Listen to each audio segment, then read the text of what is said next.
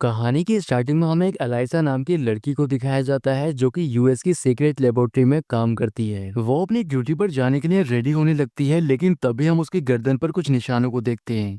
दरअसल ये निशान बचपन में हुए एक एक्सीडेंट की वजह से बने हैं, जिससे अब वो बोल नहीं सकती और लोगों से बात करने के लिए वो साइन लैंग्वेज का इस्तेमाल करती है। वो डेली अपने काम पर जाने से पहले अपने पड़ोसी गिल्स को खाना देती है क्योंकि वो अकेला रहता है। अब वो लेबोरेटरी पहुंच जाती है जहां पर उसके फ्रेंड जेल्दा पहले से ही अटेंडेंस की लाइन में उसके लिए जगह बनाकर रखती है। दरअसल ये दोनों ही यहाँ पर साफ सफाई का काम करती हैं। अब ये दोनों जब क्लीनिंग कर रही होती हैं तभी यहाँ पर लैब का सिक्योरिटी इंचार्ज फ्लेमिंग आता है और वो सभी को बताता है कि हमारी लैब के अंदर एक नया प्रोजेक्ट आने वाला है। और तभी कुछ लोग एक बहुत बड़ा बॉक्स लैब के अंदर लेकर आते हैं जिसके अंदर पानी भरा होता है। एलाइसा को उस बॉक्स के अंदर से कुछ आवाजें आ रही थी, इसलिए वो उसके ग्लास को टच करके देखने लगती है। पर तभी उसे उस बॉक्स के अंदर एक क्रीचर का हाथ दिखाई देता है जिसे देखकर वो काफी ज्यादा डर जाती है। आगे सीन में हम एलाइसा और जेल्दा को देखते हैं जो कि वॉशरूम की साफ सफाई कर रही होती हैं। यहाँ पर उन्हें एक रिचर्ड नाम का आदमी मिलता है जो कि इस क्रीचर को यहाँ पर लेकर आया है और अब वो उस पर रिसर्च करने वाला है। अब क्लीनिंग के दौरान एलाइसा को बेसिन के पास एक वेपन रखा हुआ दिखाई देता है, इसलिए वो उसको टच करने लगती है, पर रिचर्ड उससे मना करता है और उस वेपन को लेकर यहाँ से चला जाता है। लेकिन एलाइसा नोटिस करती है कि उस वेपन से कुछ ब्लड निकला है जो कि बेसिन पर लग चुका है। आगे सीन में हम देखते हैं कि एलाइसा और जेल्दा उस रूम के बाहर साफ सफाई कर रही होती हैं जहाँ पर उस क्रीचर को रखा गया है। लेकिन तभी रिचर्ड खून से लथपथ बाहर आता है जो कि अपने साथियों से मदद मांग रहा होता है। रिचर्ड का बहुत ज्यादा खून बह चुका था, इसलिए खून को साफ करने के लिए फ्लेमिंग जेल्दा और एलाइसा को उसी रूम के अंदर लेकर जाता है जहां पर ये दोनों ही मिलकर रूम की सफाई करने लगती हैं। लेकिन सफाई के दौरान एलाइसा को रिचर्ड की कटी हुई उंगलियां मिलती हैं जिनको उठाकर वो एक पेपर बैग में डाल देती है और जेल्दा ये बात फ्लेमिंग को बताने के लिए चली जाती है। एलाइसा जब रूम के अंदर अकेली होती है तभी उसकी नजर उस कांच के बॉक्स के ऊपर जाती है जिसके अंदर वही क्रीचर होता है। वो देखने में बिल्कुल इंसानों की तरह ही लग रहा था, जिसे देखकर एलाइसा काफी हैरान हो जाती है। यहाँ पर वो नोटिस करती है कि उसकी बॉडी के ऊपर एक जख्म का निशान है।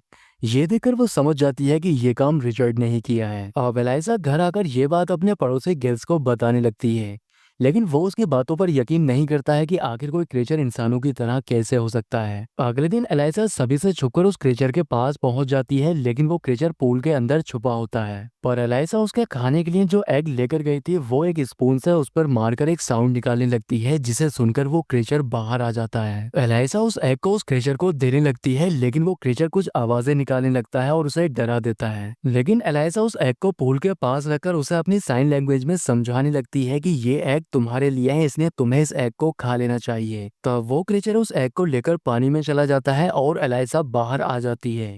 लेकिन लैब से बाहर निकलते समय उसे कुछ लोग देख लेते हैं, जिससे रिचर्ड उसे अपने ऑफिस में बुलाता है। वो एलाइसा पर गुस्सा करता है और उससे इस बारे में सवाल करने लगता है, लेकिन उसके सभी सवालों के जवाब जेल्दा देती है, जिससे वो उससे पूछता है कि आखिर वो अपने सवालों के जवाब खुद क्यों नहीं दे रही है। तब जेल्दा उसे बताती है कि वो बचपन से ही म्यूट है और बोल नहीं सकती है। यहाँ पर रिचर्ड एलाइसा के गर्दन पर बने निशानों के बारे में भी पूछने लगता है, जिससे जेल्दा उसको बताती है कि ये निशान बचपन में उसके एक एक्सीडेंट की वजह से बने हैं और तभी से वो बोल नहीं पाती है। दूसरी ओर हमें उसी क्रेचर को दिखाया जाता है जो कि बॉयल एग के छिलके को अपने पास रखकर एलाइसा की साइन लैंग्वेज को रिपीट कर रहा होता है।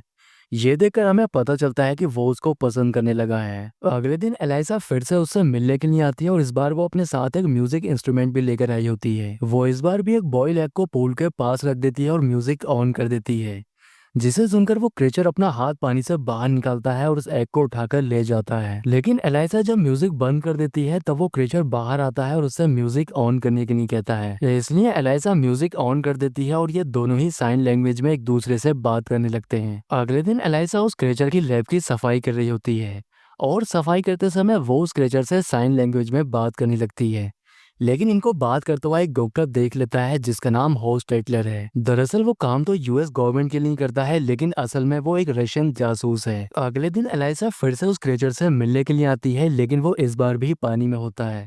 लेकिन जब वो पानी से बाहर आता है तब काफी जख्मी हालत में था।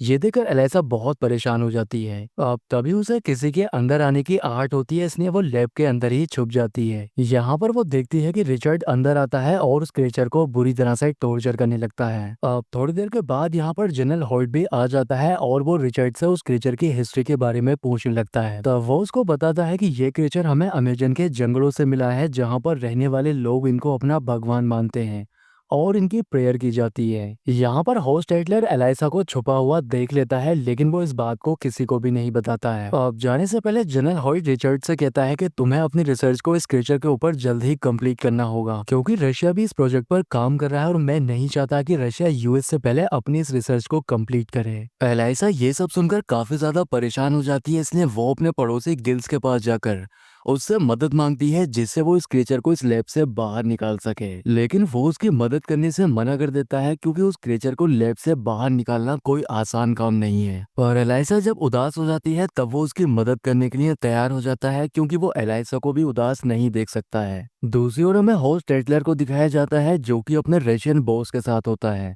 यहाँ पर उसका बॉस होस्ट एडलर से उस क्रीचर को मारने के लिए कहता है, क्योंकि क्रीचर के मरते ही यूएस की रिसर्च अधूरी रह जाएगी। इधर गिल्स एलाइसा के साथ मिलकर उस क्रीचर को लैब से बाहर निकालने का प्लान बनाने लगता है। अब एलाइसा क्रीचर के पास पहुंच जाती है और उसे खोलने लगती है, लेकिन तभी यहाँ पर होस्ट एडलर भी पहुंच जाता है, लेकिन वो उसकी मदद करने के लिए कहता है। दूसरी ओर गिल्स भी एक लॉन्ड्री वैन लेकर लेबोरेटरी के अंदर एंटर कर जाता है, पर एक गार्ड को उसके ऊपर शक होने लगता है। उधर रिचर्ड भी कैमरे से वैन को देख रहा होता है, लेकिन तभी फ्लेमिंग उसको बताता है कि आज लॉन्ड्री वैन को नहीं आना था, जिससे रिचर्ड दौड़कर उस वैन के पास जाने लगता है, लेकिन तभी होस्ट एडलर लाइट्स ऑफ कर देता है और वो उस गार्ड को भी मार देता है, जो उस वैन को रोकने की कोशिश कर रहा होता है। अब एलाइसा क्रीचर को लेकर वैन के अंदर बैठ जाती है और ये लोग यहाँ से निकल जाते हैं। रिचर्ड यहाँ पर पहुंचकर उनके ऊपर गोली भी चलाता है, लेकिन वो लोग यहाँ से जा चुके थे। रिचर्ड जब क्रीचर को चेक करने के लिए उसके रूम में आता है तब वो वहाँ पर नहीं होता है, जिससे उसे बहुत गुस्सा आता है। दूसरी ओर हम देखते हैं कि एलाइसा उस क्रीचर को समुद्र में छोड़ने का फैसला करती है, लेकिन कैनाल के पास उसे नोटिस बोर्ड पढ़कर समझ आता है कि कैनाल का पानी अक्टूबर नवंबर में ही 30 फीट होता है,